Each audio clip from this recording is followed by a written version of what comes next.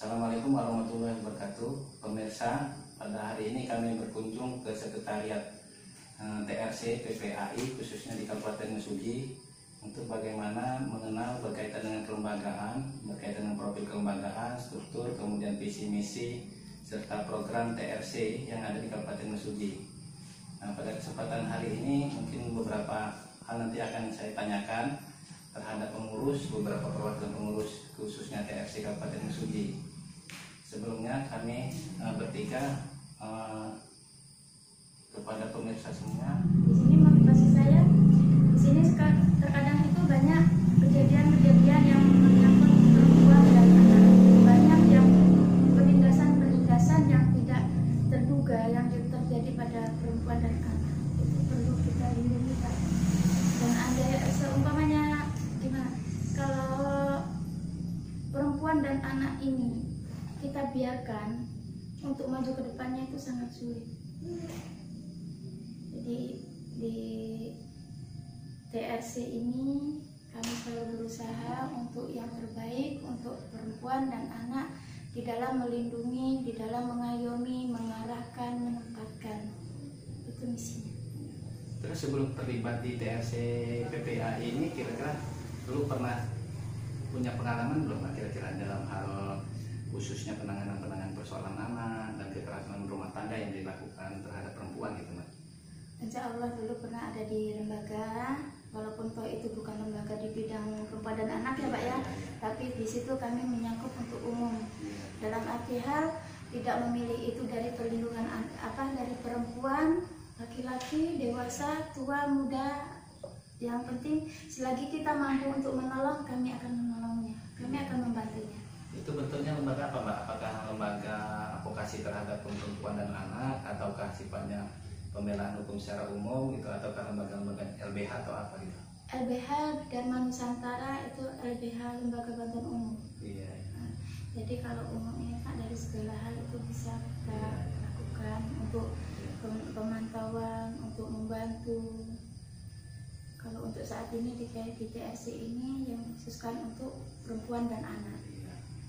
Terus berkaitan dengan pendampingan hukum ya Mbak ya, sifatnya istilahnya itu secara advokasi terhadap anak dan perempuan ini Mbak, kira-kira banyak waktunya di kondisi siang atau malam itu siap meluncur atau bagaimana Mbak?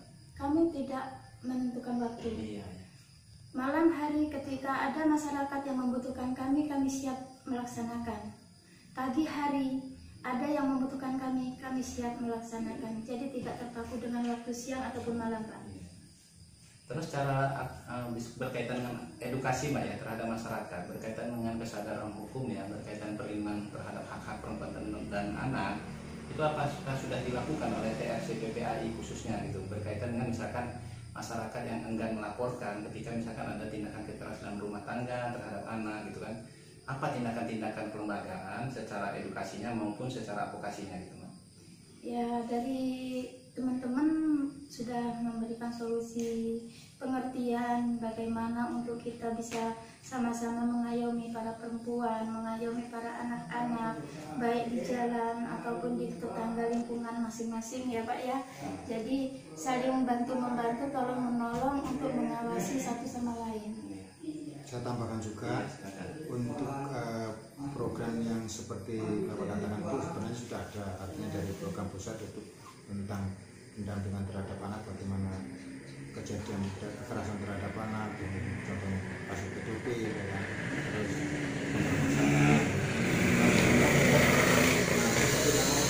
permasalahan tahap belajar perlu belajar terus kan, harus kita jalankan dengan ikhlas. Pengalaman itulah yang akan kita. Oke Pak Basidi, mungkin ada yang saya tanyakan berkaitan dengan semenjak setelah dikukuhkan atau dilantik itu, apakah TRC PPAI ini sudah melaksanakan beberapa program itu, silakan Pak Basidi. Ya, setelah dilantik oleh Bunda Namun TRC Pusat, yaitu kita sudah melakukan suatu tindakan di mana ini kan berkaitan dengan kekerasan terhadap anak ini Mbak, ada kekerasan fisik dan non fisik ya, sifatnya Iya, fisik gitu. betul. Kemudian ada juga kasus trafficking, kemudian ada incest, ya kan, ada pedofilia, terus dan kemudian ada juga bentuk kekerasan lainnya. Nah, jadi kira-kira di Mesuji ini apa bagaimana? Misalkan ada nggak kira-kira selain tadi yang saya sebutkan ada kekerasan seksualitas ataupun hal-hal yang lainnya? Yang selama ini kita tangani memang kekerasan seksualitas, karena seperti contoh yaitu bapak tiri memperkosa pelecehan ibu seksual, tiri, berarti itu masuk dalam pelecehan seksual, pemerkosaan. yang baru-baru ini KDRT, artinya kita memang baru ada isu. Kalau yang apa itu tadi human trafficking itu belum ada, ya hanya baru Belum ada ya. KDRT, pelecehan seksual, itu aja. Terus berkaitan dengan semenjak dikukuhkan dilantik itu kira-kira berapa kasus yang sudah pernah diselesaikan atau didampingi kira-kira? Baru 3 kasus. 3 kasus. Karena terkendala dengan kondisi saat ini kan yang COVID ya Pak ya. Jadi terkendala di COVID ini sempat kita off dulu karena belum mengizinkan juga. Nah ini sudah mulai bergerak lagi. Mudah-mudahan mulai dari awal ini kita lancar dengan segala hal tanpa ada rintangan. Ya inginnya sih semuanya tidak ada masalah ya Pak ya. Iya. Kemudian dalam penyelesaian kasus atau pendampingan kasus-kasus anak atau kekerasan dalam rumah tangga, selama ini ada nggak dukungan pemerintah atau dari pihak aparatur penegak hukum seperti kepolisian dan yang lainnya, atau dari kepedulian masyarakat untuk sama-sama membantu permasalahan tersebut gitu? Kira-kira bagaimana Pak Wasidi dan Mbak sendiri ini? Kalau yang selama ini memang ya itu mungkin terkendala oleh COVID-19, jadi ya pemerintah saya rasa belum keterlibatannya belum kita rasakan, tapi kalau untuk kepolisian memang kita selalu berkoordinasi, karena itu memang tujuan utama kita memang harus dengan kepolisian, ya. Berdampingan dengan kepolisian. Oleh karena itu ya pihak kepolisian juga menerima kami dengan sangat baik. Alhamdulillah. Dengan adanya kami ini, dengan TRC ini, kepolisian mungkin sangat membantu untuk tim kepolisian juga. Jadi mereka alhamdulillah menerima kami dengan baik. Hanya saja untuk TRC ini, tim reaksi cepat perlindungan perempuan dan anak ini kan sifatnya hanya menunggu pelaporan. Kalau pelaporan dari pihak korban sudah datang dengan bukti-bukti, maka kita baru melakukan pendampingan. Administrasi memberikan surat kuasa kepada kita untuk pendampingan. Jadi sifatnya enggak kita jemput, tapi mereka yang melaporkan. Iya. Terus TRC ini secara kelembagaan itu ini Pak Wasidi ya, ada di pusat dan di provinsi dan kabupaten kota gitu. Untuk provinsi Lampung saya rasa Mas Suci baru yang pertama. Setelah itu ini kita baru mau mengembangkan sayap di 15 kabupaten kota rencananya. Nah, karena lembaga ini memang sudah levelnya di tingkat di sini kalau Korda, Korda, TRC, Mesuji, kalau Kornas ada, artinya secara skupnya nasional. Iya. Kemudian harapan Bapak Wasidi sendiri dan Mbak sendiri kira-kira terhadap masyarakat, pemerintah dan aparat penegak hukum berkaitan dengan bagaimana kepedulian dan membantu gerak langkah TRC ini, tim reaksi cepat berkaitan dengan perlindungan anak ini seperti apa Mbak kira-kira harapannya? Kalau harapan saya secara pribadi ya mereka harus banyak ikut memperhatikan bagaimana kekerasan terhadap anak, terhadap perempuan, dari segi apapun mereka harus mensupport kita, karena itu penting. Ini kita ini lembaga NGO gitu ya, bersifat sosial, tapi kalau tanpa kepedulian pemerintah daerah tentu kita pun artinya akan banyak kendala. Tapi ya saya rasa ini suatu gerakan yang memang benar sosial. Gerakan sosial sebenarnya, gerakan sosial pendampingan itu hanya khusus kepada perempuan dan anak. Kalau LBH kan kita lebih kepada hukum. Nah, ini lebih kepada gerakan-gerakan terhadap pendampingan terhadap perempuan dan anak itu.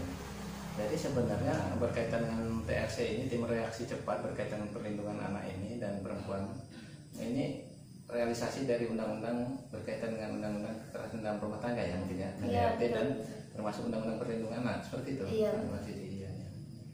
Kemudian berkaitan dengan hal yang lain, kira-kira tingkat sosialisasi ataupun dilakukan TRC ini sejauh mana kira-kira terhadap masyarakat yang selama ini sudah dilakukan seperti itu? Yang selama ini sudah dilakukan sebenarnya yang instruksi dari pusat dan melakukan suatu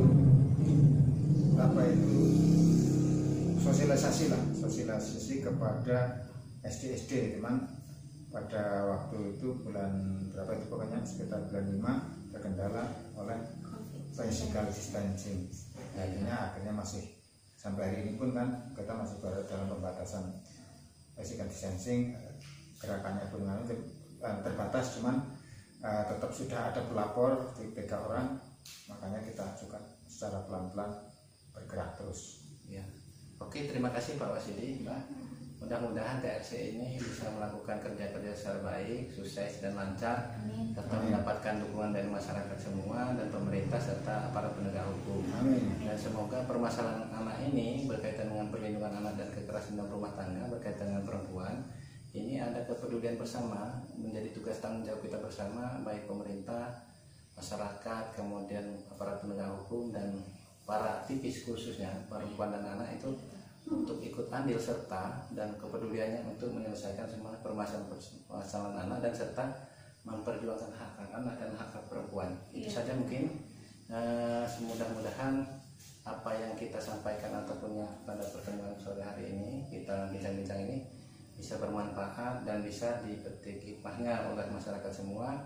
Saya ucapkan terima kasih Bapak Wasidi dan Mbak selaku narasumber yang telah memberikan banyak informasi untuk masyarakat sehingga bisa secara kelembagaan bentuk sosialisasi atau edukasi terhadap masyarakat ataupun nanti ke depan advokasi secara hukum berkaitan dengan permasalahan perempuan dan anak. Itu saja mungkin Pak Wasidi. Terima kasih Ibu. Assalamualaikum warahmatullahi wabarakatuh. Waalaikumsalam. Atas segala kekurangan. Tapi pun